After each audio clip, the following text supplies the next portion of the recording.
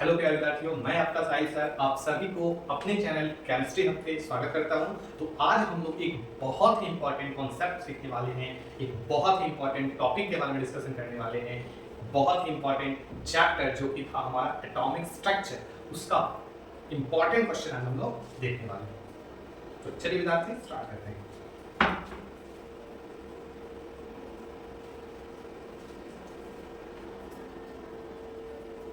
चलिए प्यारे साथियों, तो हम लोग स्टार्ट करते हैं और फर्स्ट क्वेश्चन अपना हम लोग देखते हैं। तो फर्स्ट क्वेश्चन हमारे पास में दे रखा है cathode rays are. Cathode rays पूछा गया है, क्या होता है? ऑप्शन में हमारे पास में दे रखा है इलेक्ट्रॉन, न्यूट्रॉन, प्रोटॉन और फोटोन। इसमें से आपको बताना है कि कौन सा जो रेज होता है इसमें वो आपको कैथोड रेज जो होता है वो किसके जैसा होता है। तो जैसा कि आप लोगों को हमने बताया था कि कैथोड रेज जो होता है उसी को फाइनली बाद में हम लोग इलेक्ट्रॉन बोले हुए थे, आपको पता होगा। ये क्वेश्चन जो है बिहार बोर्ड 2020 में भी पूछ रखा है और 2024 में भी पूछ रखा है, यानी ये क्वेश्चन जो है ये 2 बार रिपीटेड क्वेश्चन हमारा है।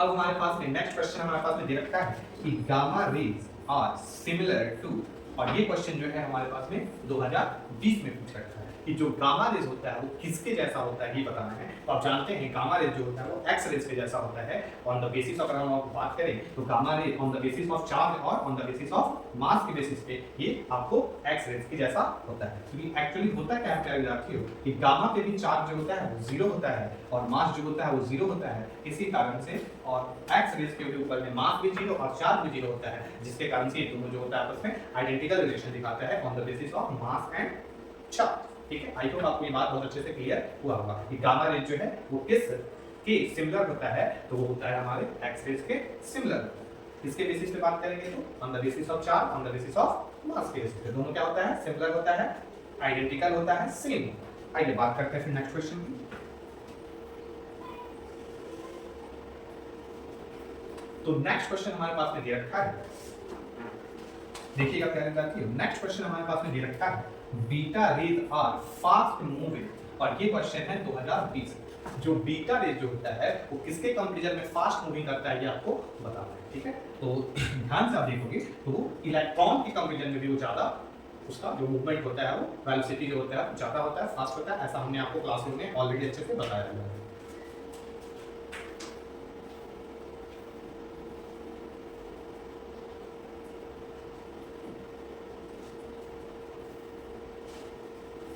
तो चलिए अब 4th नंबर क्वेश्चन हमारे पास में है, देखिएगा ध्यान से। बोला गया है which of the following seen of hydrogen spectrum in a visible, बताना है आपको कि विजिबल रेंज में जो होता है हाइड्रोजन स्पेक्ट्रम का कौन सा सीरीज जो होगा वो लाइट है। आपको बताया गया था ट्रिक से, लाल बहादुर प्रसाद को ब्लड प्रेशर सारा आपको याद कराया गया था।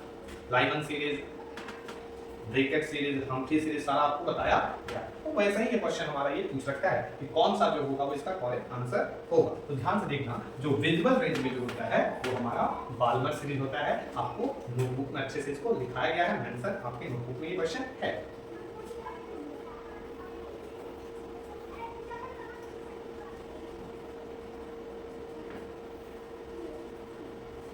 तो कई प्यारे साथियों, अब हम देखते हैं क्वेश्चन नंबर 5 नंबर में बोला गया है electron volt is measure of, and electron volt को किसमें मेजर किया जाता है ये आपको बताना है। देख लेते हैं क्वेश्चन कितने बार पूछा है, 2015 में, 16 में, 19 में, 20 में, काफी बार ये क्वेश्चन आया हुआ है, काफी इंपॉर्टेंट है, इसको आपको अच्छे से ध्यान देना होगा।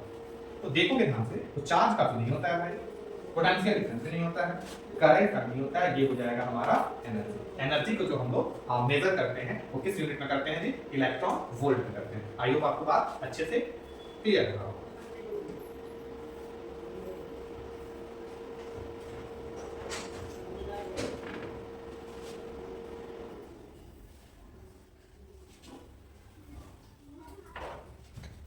चलिए प्यारे विद्यार्थियों, तो अब नेक्स्ट क्वेश्चन हमारे पास में है क्वेश्चन नंबर 6। बोला गया है which one of the following has maximum penetration power, यानी बताना है आपको जितने भी यहाँ पे ऑप्शन दिए हुए हैं इसमें सबसे ज्यादा भेदन क्षमता किसका होता है, यानी पेनिट्रेशन इफेक्ट किसका होता है। ठीक है, आइए बात करते हैं पेनिट्रेशन इफेक्ट जो होता है। इसमें दिया हुआ है एक्सरे, दिया हुआ है कैथोड रे, फिर दिया हुआ है अल्फा रे और फिर दिया हुआ है गामा।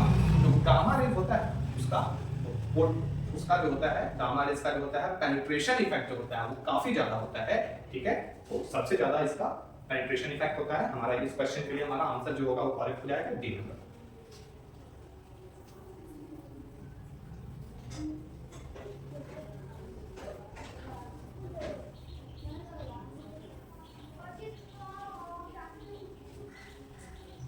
चलिए तैयार करते हैं। तो अब नेक्स्ट क्वेश्चन हमारे पास में दे रखा है, which of the following is correct for alpha particle. अब जानते हो कि अल्फा पार्टिकल होता है, इसके ऊपर क्या होता है, उसके ऊपर 2 प्लस चार्ज होता है और उसका मास होता है 4 AMU, ठीक है।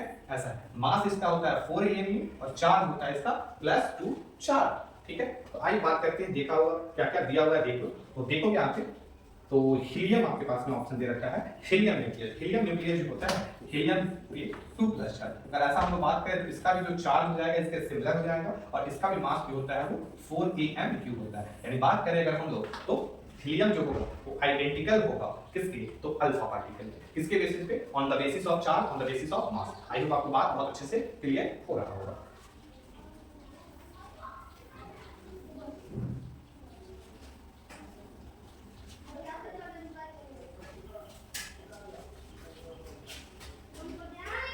अब नेक्स्ट क्वेश्चन हमारे पास में है, which of the following equation is correct। बताना है इस चारों इक्वेशन में से कौन सा इक्वेशन जो है वो करेक्ट है। तो आइए बात करते हैं। यहाँ पे यूरेनियम दे रखा है, ये वाला तो कट जाएगा क्योंकि यहाँ पे भी यूरेनियम, यहाँ पे भी यूरेनियम, ये गलत है बाबू मेरे।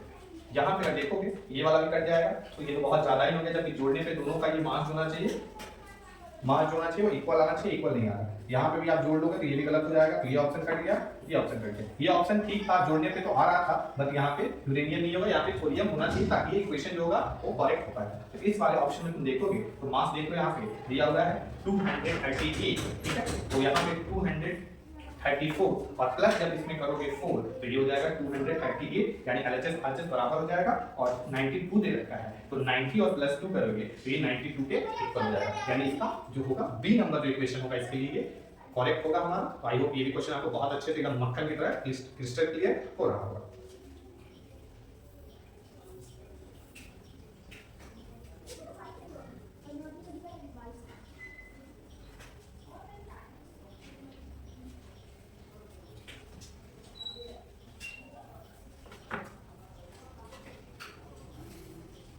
तो आइए बात करते हैं नेक्स्ट क्वेश्चन की। तो क्वेश्चन नंबर 10 हमारे पास में दे रखा है, atomic number decreases with the emission of alpha particle, ठीक है, फ्रॉम न्यूक्लियस। अल्फा पार्टिकल जब भी निकलेगा तो होता क्या है एक्चुअली, इस पे होता है हमारा 4, इसका मास होता है 4 AMU और चार्ज होता है इस पे 2 प्लस, यानी 2 चार्ज कम होगा, 2 यूनिट चार्ज में कमी आएगी।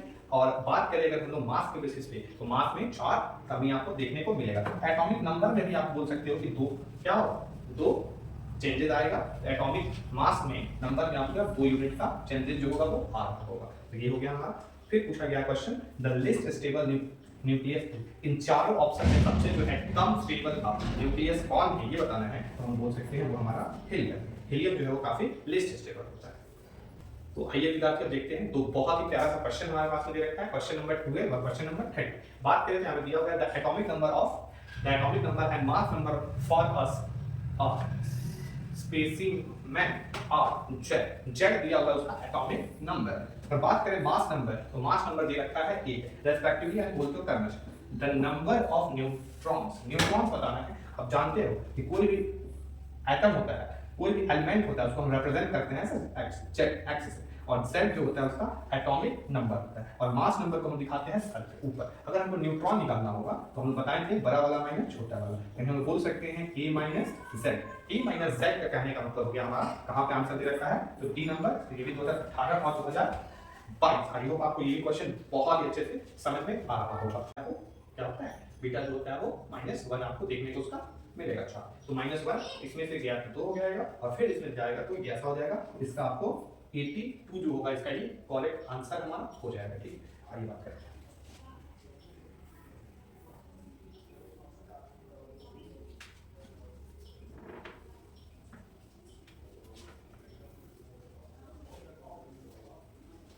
तो चलिए कर जाते हो फिर से।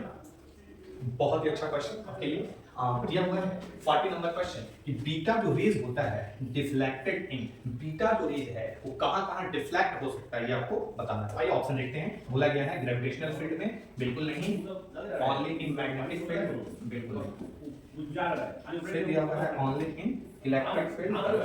फिर बात करें अगर हम लोग, बोला गया है in magnetic field and electric field, यही ऑप्शन हमारा करेक्ट हो जाएगा। एंड जो बीटा रेज जो होता है वो इलेक्ट्रिक फील्ड और मैग्नेटिक फील्ड दोनों से क्या होता है, डिफ्लेक्ट होता है, विचलन दोनों के कारण होता है। तो आई होप आपको ये बात बहुत अच्छे से क्लियर हो रहा होगा। फिर बात करेंगे हम लोग which one of the following is charge. बताना है इसमें कि कौन सा जो है वो चार्जलेस है, आपको बताना है किस पे चार्ज नहीं होता है, कौन सा जो है वो चार्जलेस। अल्फा तो जो होता है वो चार्ज वाला होता है क्योंकि इसके ऊपर में चार्ज भाई साहब मेरे होता है। तो बीटा बात करें तो इसमें भी जो चार्ज होता है -1 होता है और इसका 0 होता है। फिर बात करें अगर फोटोन पार्टिकल, तो फोटोन जो होता है इसका कोई चार्ज नहीं होता है, तो यही हमारा इसका ये आंसर हो जाएगा। अगर बात करें प्रोटॉन, तो प्रोटॉन भी चार्ज वाला होता है, तो इसका जो आंसर हो जाएगा वो सी नंबर जो होगा वो करेक्ट हमारा हो जाएगा। आई होप आपको बहुत अच्छे से बात समझ में आ रहा होगा, ठीक है। तो आइए बात करते हैं अब आगे क्वेश्चन हमारे पास में है 16 नंबर क्वेश्चन।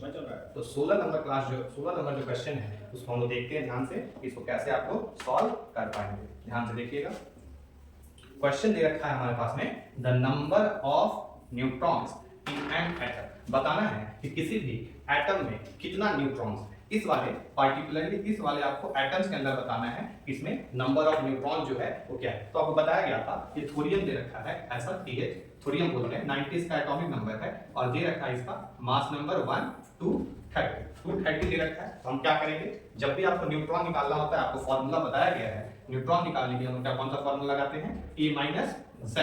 आप चाहो तो Z पे लगा के आप P भी बोल सकते हो, वो भी करें। तो E-Z बोलो, यानी बड़ा वाला माइनस छोटा वाला, 230 -90। तो जैसे आप करोगे आपका आंसर आ जाएगा 140। ठीक, तो आंसर नंबर 2 बी होगा हमारा, करेक्ट होगा। ये भी क्वेश्चन आपको 2 बार पूछा जा चुका है, 2012 में और 2024 में। तो आई होप ये भी क्वेश्चन बहुत अच्छे से आपको क्लियर हो रहा होगा। आइए फिर बात करते हैं। फिर नेक्स्ट क्वेश्चन हमारे पास में 17 नंबर क्वेश्चन दे रखा है the first model of atom in 1898 was proposed by. जो पहला जो मॉडल था वो दिया गया जे थॉमसन के द्वारा, ठीक है।